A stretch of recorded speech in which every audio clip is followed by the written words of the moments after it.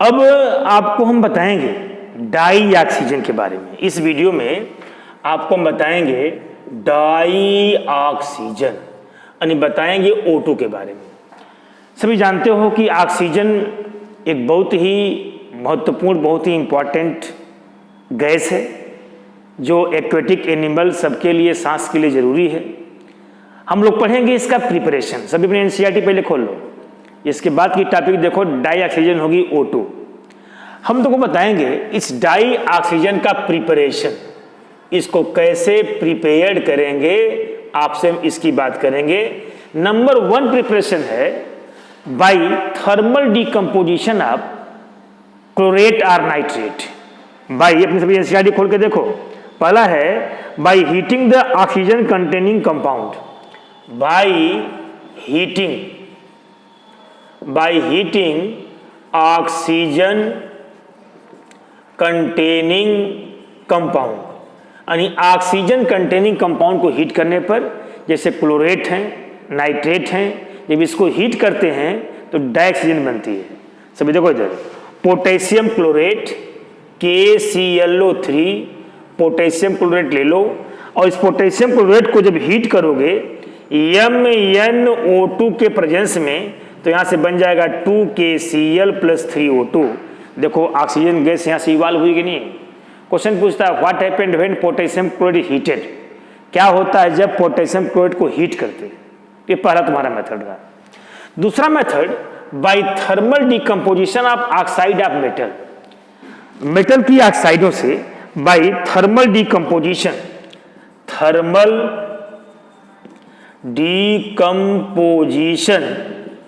Of metal oxide. दूसरा method है by thermal decomposition of metal oxide.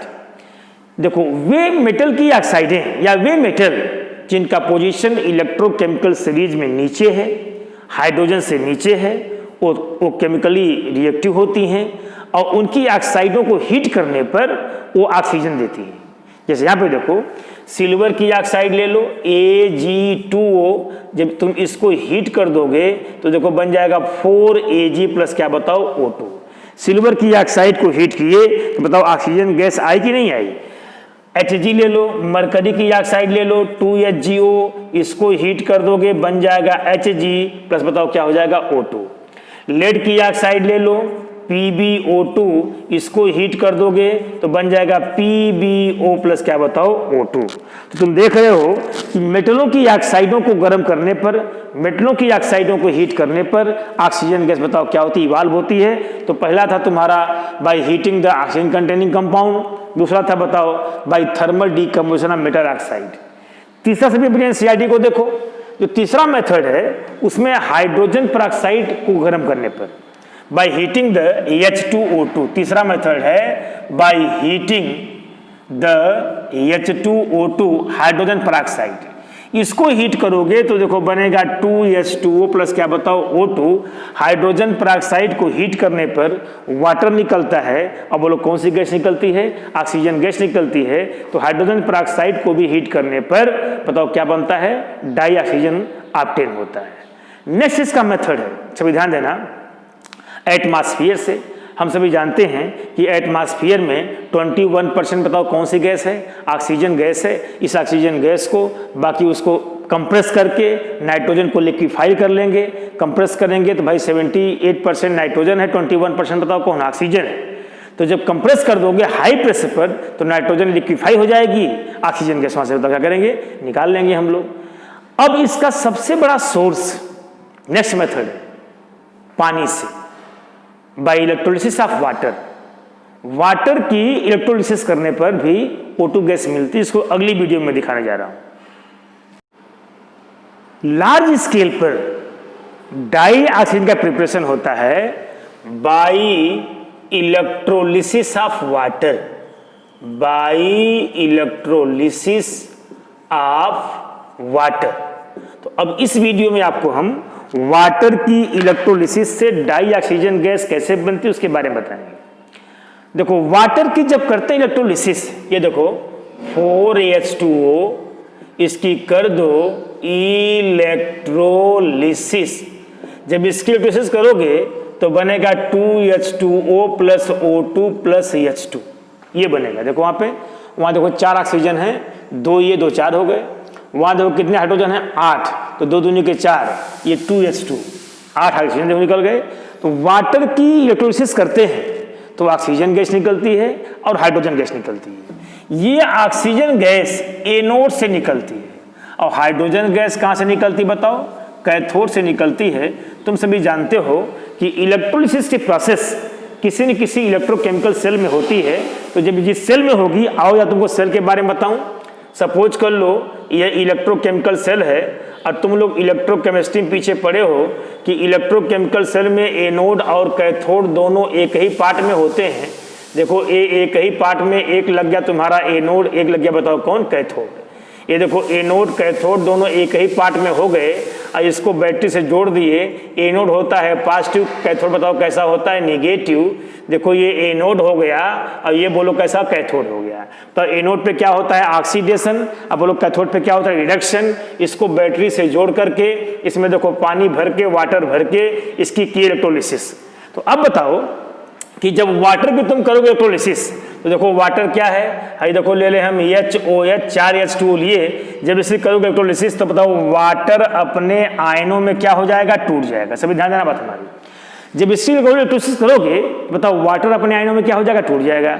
और जब वाटर अपने आयनों में टूट गया तो H बन गया पॉजिटिव, OH कैसे बन गया, नेगेटिव। अब देखो इसमें से OH नेगेटिव आयन बताओ कहाँ जाएगा, एनोड पे। अब बोलो H पॉजिटिव आयन कहाँ जाएगा, कैथोड पे जाएगा, क्योंकि नेगेटिव कहाँ जाएगा, पॉजिटिव पे। अब पॉजिटिव कहाँ जाएगा, नेगेटिव पे। तो जब OH नेगेटिव आयन एनोड पे जाएगा, H पॉजिटिव आयन कैथोड पे जाएगा। तो अब मैं तुमको दिखाने चल रहा हूं यहाँ पे एनोड रिएक्शन, कि देखो सभी लोग कि एनोड पे क्या होता है। अब देखो एनोड पे कौन गया तुम्हारा, OH नेगेटिव आयन, इसको बैलेंस किए हैं 4 OH को। तो जब एनोड पे गया OH नेगेटिव आयन तो बताओ वहाँ पे क्या होता है, वहाँ होता है ऑक्सीडेशन, बनेगा 2H2O प्लस O2 प्लस यहाँ से कौन निकल जाएगा, 4 इलेक्ट्रॉन निकल जाएगा। 2H2O plus O2 plus 4 electron हो गया ऑक्सीडेशन। अब कैथोड रिएक्शन देखो अब हो जाएगा, बताओ क्या कैथोड पे क्या होगा, सभी देखो कैथोड रिएक्शन। बताओ कैथोड पे कौन है, कैथोड बताओ कौन है, H पॉजिटिव आयन है। H पॉजिटिव आयन गया कैथोड पे। अब इलेक्ट्रॉन एनोड से घूमते घूमते कहाँ जाएगा बताओ, कैथोड पे जाएगा। अब कैथोड पर जब H पॉजिटिव आयन उस 4 इलेक्ट्रॉन को रिसीव कर लिया तो बताओ यहाँ कौन सी गैस बन गई, हाइड्रोजन गैस बन गई। तो देख लो, तो जब तुम वाटर इलेक्ट्रोलिसिस किए तो बताओ एनोड से कौन गैस निकल रही है, ऑक्सीजन। अब कैथोड से कौन गैस निकल रही है, हाइड्रोजन। तो इस मेथड से तुम 11th में पढ़े हो कि हाइड्रोजन का ही प्रिपरेशन करते हैं और ऑक्सीजन का ही प्रिपरेशन करते हैं। तो वाटर इलेक्ट्रोलिसिस करने से ऑक्सीजन हाइड्रोजन दोनों गैसें बनती हैं। एनोड से कौन बनती है, ऑक्सीजन। अब कैथोड से कौन बनती है, हाइड्रोजन। इस बात को सही पढ़ डालो। तो ये रहा तुम्हारा डाई ऑक्सीजन का प्रिपरेशन। नेक्स्ट वीडियो में तुमको दिखाऊंगा इसकी properties, physical and chemical properties. Next हम लोग पढ़ेंगे physical property of dioxygen. यानी डाई ऑक्सीजन O2 की हम लोग क्या पढ़ेंगे बताओ, फिजिकल प्रॉपर्टी। सही ध्यान से बात सुनो। नंबर 1 बात, dioxygen is a colourless, tasteless, odourless gas. एक गैसियस फॉर्म में होती है। It is a tasteless, colourless, odourless gas होती है। डाई ऑक्सीजन के 3 इलेक्ट्रॉप्स होते हैं, सॉरी 3 आइसोटोप्स होते हैं, not electrons, isotopes. It has a 3 isotopes. एक होता है O816, O817, O819, सॉरी 18। ये 3 इसके इलेक्ट्रॉप्स, सॉरी आइसोटोप्स। डाई ऑक्सीजन के ये 3 आइसोटोप्स होते हैं, जिसमें ये जो इसका O816 है ये 99.2% करीब एटमॉस्फेयर में यही होता है। जो हमारी एटमॉस्फेरिक गैसें पाई जाती हैं उसमें 99.2% O816 ही पाया जाता है। तो इसके 3 आइसोटोप्स हैं डाई ऑक्सीजन के। नंबर 3 बात ये है, ये तो नंबर 2 बात रही। नंबर 3 बात इसकी ये हो गई, यह वाटर में सॉल्युबल होती है और 25 डिग्री सेंटीग्रेड टेम्परेचर पर या 293 केल्विन पर 100 सेंटीमीटर क्यूब वाटर में इसकी सॉल्युबिलिटी 30.8 सेंटीमीटर क्यूब होती है। सभी ध्यान देना, 100 सेंटीमीटर क्यूब तुम 1 लीटर कर सकते हो। उसमें 25 डिग्री सेंटीग्रेड पर 38.8 सेंटीमीटर क्यूब O2 बताओ क्या होती है, सॉल्युबल होती है, जो एक्वेटिक एनिमल के लिए, फिश के लिए, समुद्री जीव जंतुओं के लिए, सांस लेने के लिए, ब्रीथिंग के लिए पर्याप्त होती है। अब जब टेम्परेचर बढ़ता है 20 से 30 जाएगा, 35 जाएगा, 40 जाएगा गर्मी के दिनों में, तो टेम्परेचर बढ़ने से वाटर में O2 बताओ सॉल्युबिलिटी क्या होती है, डिक्रीज कर जाती है, जिससे एक्वेटिक एनिमल को, फिश को सांस लेने में प्रॉब्लम होती है। तो वो क्या करते हैं, पानी के सरफेस पे आके छटपटाते हैं। गर्मी के दिनों में आप लोग देखते होंगे इसको। तो ये ऑक्सीजन की बताओ क्या रही, फिजिकल प्रॉपर्टी रही। नेक्स्ट बात है chemical property of dioxygen. हम लोग पढ़ेंगे अब डाई ऑक्सीजन की केमिकल प्रॉपर्टी। सभी देखो इधर, हम लोग पढ़ेंगे chemical property of dioxygen, chemical properties of dioxygen. हम लोग डाई ऑक्सीजन की केमिकल प्रॉपर्टी अब पढ़ने चल रहे हैं। सभी देख लो, डाई ऑक्सीजन केमिकली इनर्ट होती है, कम रिएक्टिव होती है, क्योंकि इसमें O डबल बॉन्ड O होते हैं। डबल बॉन्ड होने के कारण तुम जानते हो N2 तो बिल्कुल इनर्ट होती है, और इसमें O डबल बॉन्ड होने के कारण ये केमिकली इनर्ट होती है। और इसके बीच के बॉन्ड को तोड़ने के लिए, डबल बॉन्ड को तोड़ने के लिए 493.4 किलो जूल पर मोल एनर्जी रिक्वायर्ड होती है। इसलिए डाई ऑक्सीजन कम रिएक्टिव होती है। ये रिएक्शन बहुत कम करती है, क्योंकि इसके बीच के डबल बॉन्ड को तोड़ने में अधिक एनर्जी की बताओ क्या होती है, आवश्यकता होती है। तो it is A less reactive, O double bond हो। यह पैरामैग्नेटिक नेचर की होती है, इट्स पैरामैग्नेटिक इन नेचर। आप लोग पीछे 11th में पढ़े हो, जब इसका एनर्जी लेवल डायग्राम बनाते हैं तो हम लोग देखते हैं कि इसके एंटी बॉन्डिंग ऑर्बिटल में 2 इलेक्ट्रॉन अनपेयर्ड होते हैं। तो due to the presence of 2 unpaired of electron, it is a paramagnetic in nature. यह मेटलों से, नॉन मेटलों से, हाइड्रोकार्बन से रिएक्शन करती है विशेष कंडीशन। तो मैं बता रहा हूं इसके कुछ केमिकल रिएक्शन के बारे में।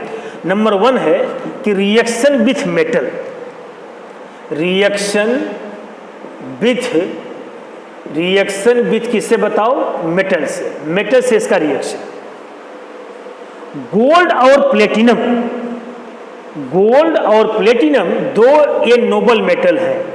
गोल्ड और प्लेटिनम में बड़े हार्ड होते हैं। गोल्ड और प्लेटिनम 2 नोबल मेटलों को छोड़कर ये अन्य मेटलों से कंबाइंड होती है, जिससे उसकी ऑक्साइड बनाती है।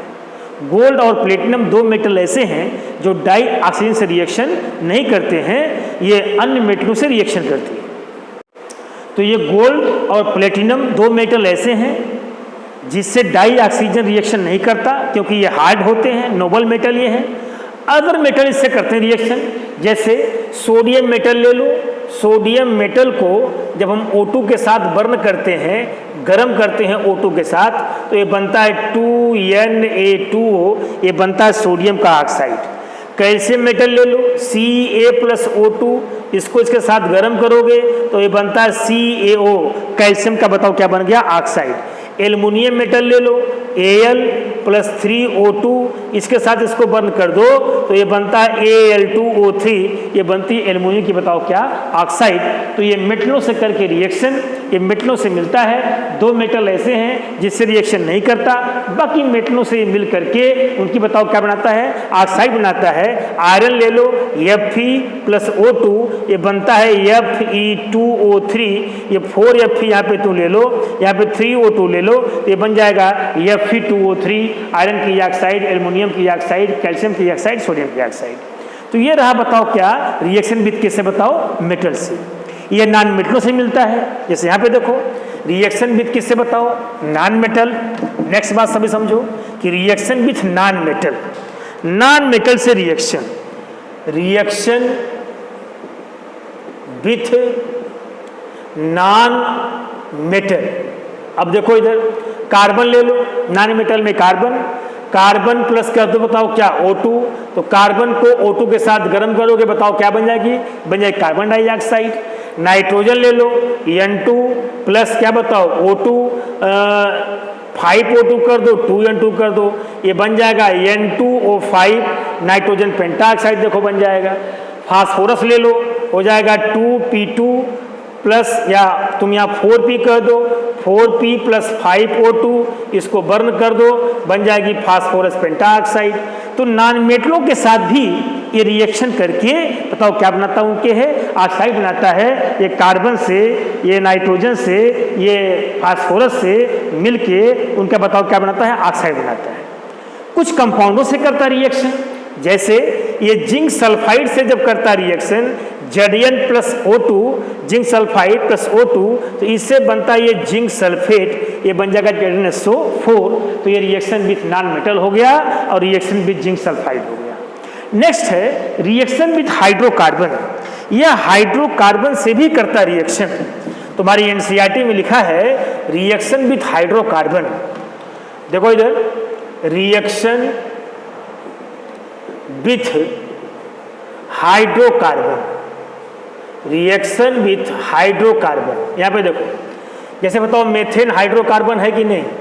मेथेन को जब O2 के साथ बर्न करोगे, मेथेन को जब ये हाइड्रोकार्बन से करता रिएक्शन, तो कार्बन की ऑक्साइड बनती है, वाटर बनता है और एनर्जी निकलती है। जैसे बताओ एलपीजी में हाइड्रोकार्बन है कि नहीं। एलपीजी में क्या होता है, ब्यूटेन, आइसोब्यूटेन। तो ब्यूटेन देखो वास्तव में O2 कंबसेबल नहीं होती, O2 नहीं जलती, लेकिन ये कंबशन में हेल्प करती है। बिना O2 के कंबशन नहीं होता, O2 के प्रेजेंस में ही कंबशन होता है। तो हाइड्रोकार्बन को जब O2 के प्रेजेंस में O2 के साथ कंबशन करते हैं तो CO2 बनता है, H2O बनता है, और यहाँ से higher amount of energy will be release, यहाँ से अधिक मात्रा में एनर्जी निकलती है। जैसे मेथेन को जब O2 के साथ कंबशन करोगे तो बनता है CO2 प्लस क्या बताओ H2O प्लस, बोलो यहाँ से क्या निकलती है, एनर्जी। क्या निकलेगी यहाँ से, एनर्जी। मेथेन हाइड्रोकार्बन है, इसको O2 के साथ जब इसका कंबशन करोगे तो CO2 बनेगा, H2O बनेगा, और बोलो क्या निकलेगी, इसकी एनर्जी निकलेगी।